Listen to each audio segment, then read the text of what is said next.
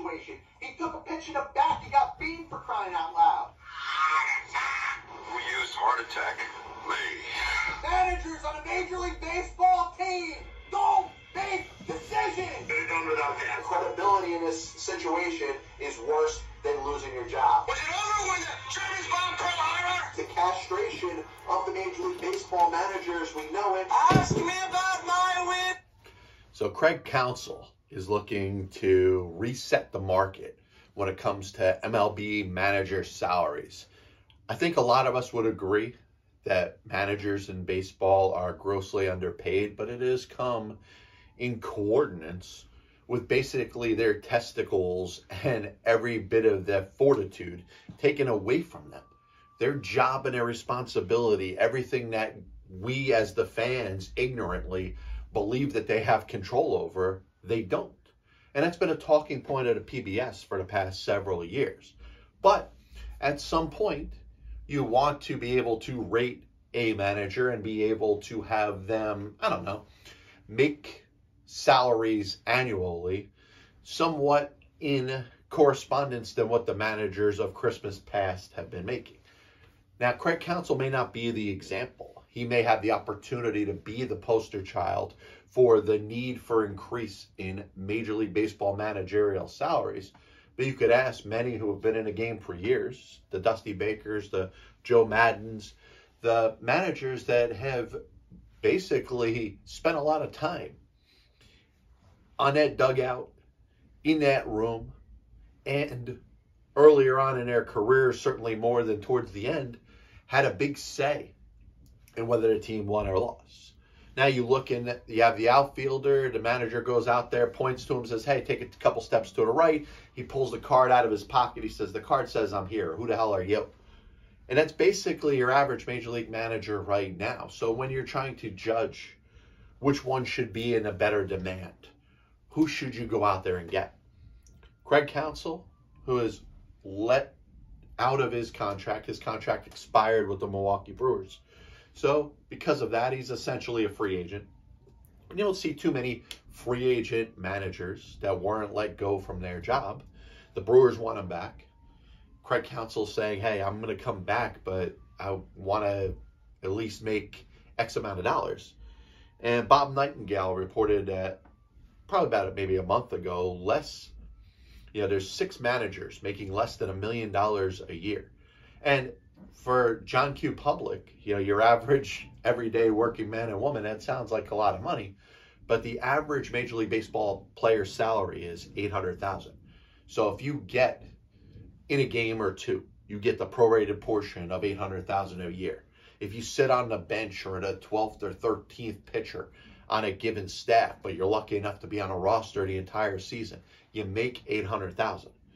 So you're talking about, I don't know. Like I said, what is the role of the Major League Baseball manager? You tell me.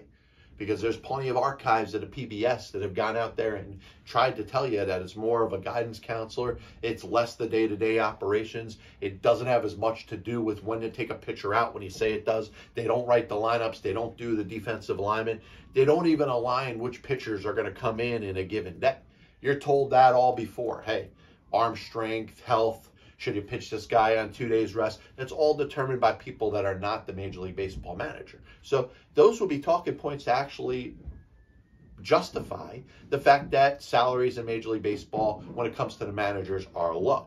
So now you got a guy in Craig Counsell, 5 playoff appearances in the past 6 years, one of whom happened to be a losing season, 29-31 in a shortened 2020 60-game season. Now, if he is going to reset the market for Major League Baseball manager, is it really justified? You want a guy that, can get you to the playoffs, albeit a Milwaukee Brewer team that doesn't have the ability to go all in. But you want to talk about teams that go all in. Look at the last several World Series championships.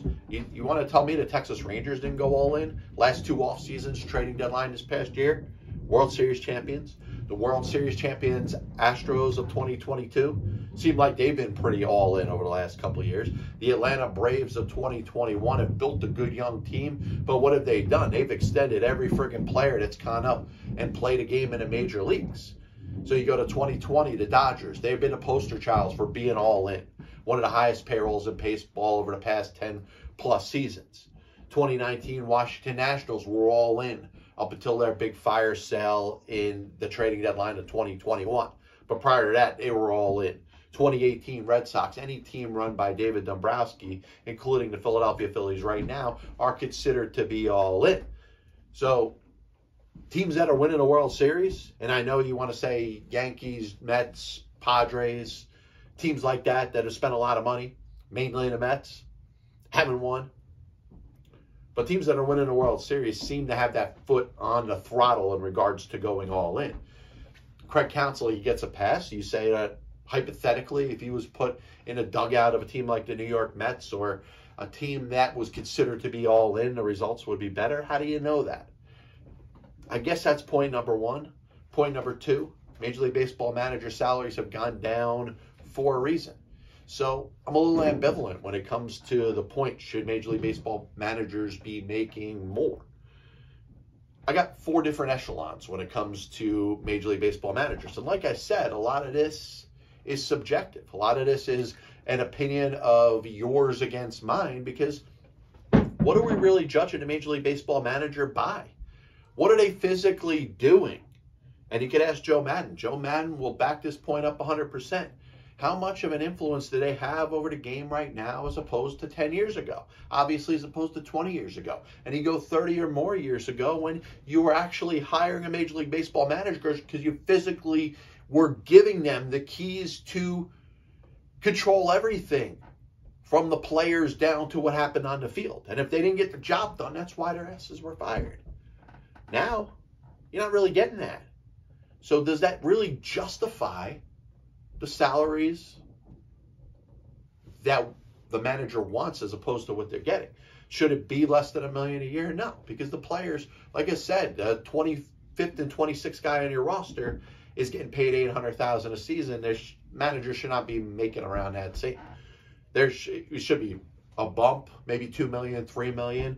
You want to jump it up to, let's say, what Joe Torre was making with the Los Angeles Dodgers. Okay. Maybe that there's an extravagant place. Dave Roberts, Brian Snitker, Alex Cora, Bruce Bochy. Bruce Bochy, obviously, because of his 4 World Series championships now. Cora, Snitker, and Roberts, all World Series winning managers. But I would consider them the best in the game, and they probably should be at the upper echelon when we talk about how much they're getting paid. Craig Counsell will get a raise, whether it's from Milwaukee, whether he takes the money from the Mets, whether he decides to go to Houston, where maybe there's the combination of him getting more money and him going to a place where maybe he feels more comfortable. I don't know. But I look at this and I don't know if I really believe the Major League Baseball manager should get a raise. What say you? I had to talk about this because I thought this was very important. And you look at George Pickens, receiver from the Pittsburgh Steelers. And obviously, we live in the age of social media, and, Dusty Baker, the manager of the Astros, talked about, tweeters and 30-year-old bloggers having a little bit to do with his decision to walk away and not manage another Major League Baseball game. But obviously, everybody has Twitter and social media at their fingertips, the ability to just keep up with what's going on, but also the ability to throw your own opinion in there. And I think that includes the players. George Pickens, not happy. He wants the ball. Keyshawn Johnson wanted the ball, 20-plus years ago. Randy Moss wanted the ball. The best receivers in the game want the ball, but you're looking at what has happened over the past decade or two with the Pittsburgh Steelers, and I'm not putting it on Mike Tomlin. Mike Tomlin's arguably a top 5 coach in the NFL right now. Stability. He's been able to hold that job. The Steelers want nobody else to run that squad. I like Mike Tomlin as a coach. I don't think this has anything to do with Mike Tomlin, but if you go back in the history, recent history, Antonio Brown stands out. The days of Hines Ward being, just a guy that goes out there, catches the ball, donates to charity, and contributes to his team winning. That's not the protocol for Pittsburgh Steeler wide receivers. Starting, of course, with Antonio Brown. Prior to that, Santonio Holmes. Chase Claypool last year, kind of causing a problem, and he seemed to be a problem after that with the Bears, and he ain't getting no PT with the Miami Dolphins. There's a little bit of that diva type of mentality that not only do wide receivers in the NFL have, but particularly with the Pittsburgh Steelers. I named some guys: Brown, Holmes, Claypool, Pickens, Plaxico Burress, Mike Wallace, Martavius Bryant. Kind of a little more about me than about how am I going to help this football team. Is that a problem with the particular squad? I don't know. Because if you were to subscribe to that, then maybe there is some blame to go towards Mike Tomlin. I don't believe it. But I also don't believe it's a coincidence that all these receivers that we consider divas, we consider to be more about them than actually just letting what happens and being a consummate team player. I don't think it's a coincidence that they're all playing for the Pittsburgh Steelers. Today is the 4th day of November, 2023. And the reason I bring this up because it's time for the Saving Sports History segment of the Passball Show. Everything I'm about to go over happened on this day in sports history, November the 4th. We're going to go back to the year of 1889. There was a league in Major League Baseball, and it became a major league called the Players League. The players at that time had enough of the control that the owners had. They wanted to develop their own league where there would be higher salaries, where players were better taken care of and treated less as possessions and more as employees and valuable assets. Players League started 1889, unfortunately, only lasted one season. 1934, we go back in history of the National Football League, and I want to talk for a second about the Detroit Lions. At that time, they had a pretty steady defense. 7 straight shutouts to start the season. Finally give up their first points of the year. 40-7 victory. Give up their first touchdown. But imagine that, going 7 games in a row to start a season without giving up a single point. Jump in a DeLorean, crank it up to 88 miles an hour, go up to 1973. And we're going to talk about Stan Mikita, one of the greatest players in the National Hockey League. Certainly, I think the best ever to play for the Chicago Blackhawks. Gets his 1,000th NHL point. Actually, we're jumping to 1976 now, just 3 years later. And as we're sitting here in the Major League Baseball offseason, getting ready for free agency to do its thing with the World Series being over, 1976 was the first time that really had to happen. You actually grabbed your wish list. And I'm sure a lot of fans at that time didn't realize what was about to happen. But you had free agents by the names of Reggie Jackson, Joe Rudy, Don Gullett, Gene Tennis, Raleigh Fingers, Don Baylor, Bobby Grich, Willie McCovey, etc. All of those players would switch teams in the offseason. So if you were a team, you were like, hey, maybe my squad's got a chance to pick up one of these guys. Kind of what you're thinking in the year of 2023, but this is when it was done for the first time. 1976, this day, free agency opened.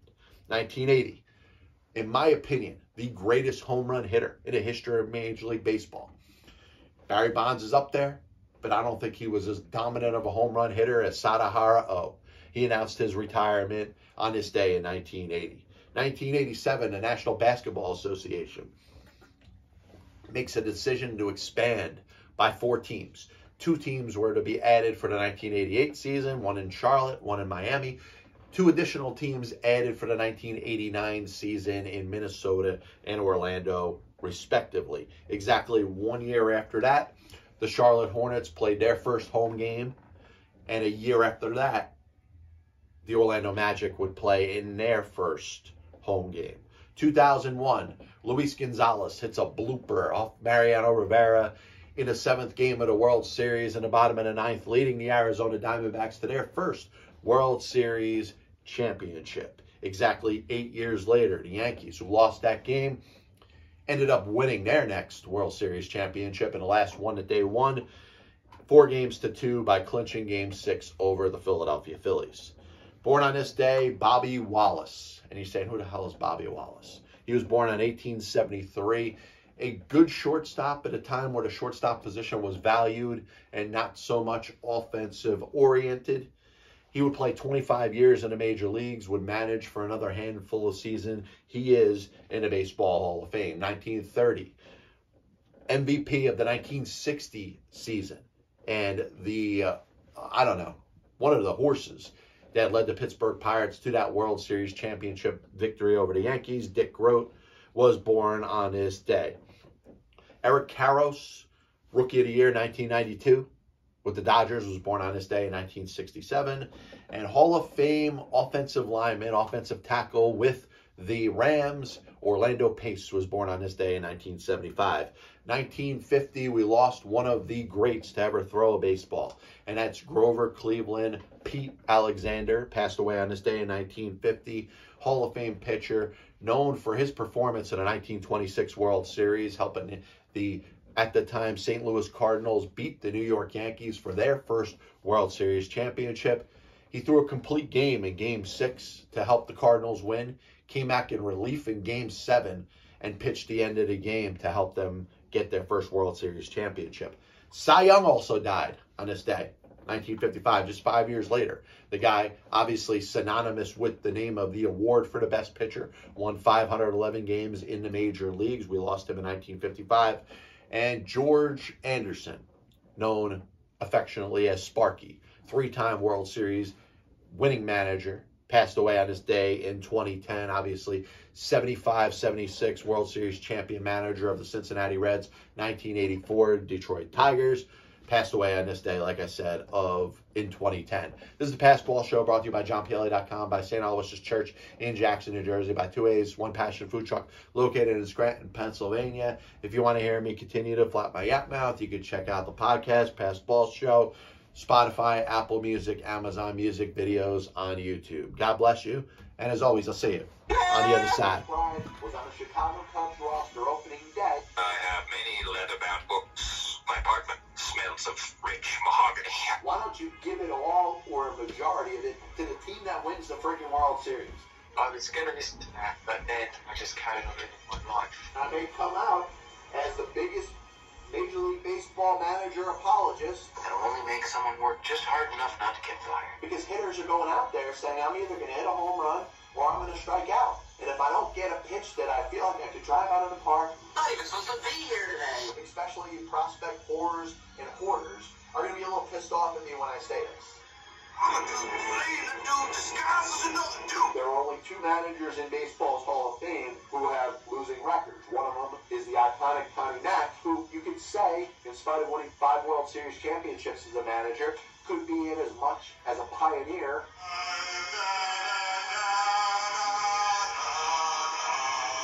And what side of the spectrum they're on. Were they pitching? Were they batting? If your favorite team was pitching and a ball got inside to hit a batter, there's no way that could have been on purpose. But if you were a fan of the team that was batting and a ball got inside and hit somebody or went behind somebody's head, absolutely 100%, unequivocally, that pitcher was throwing out. They put their tail between their legs and decided they're going to do exactly what they're told. You damn well right better give him a contract extension. You damn well right better make him the manager over the next series of years. 35 years ago, I could have loaned your parents the money for an abortion.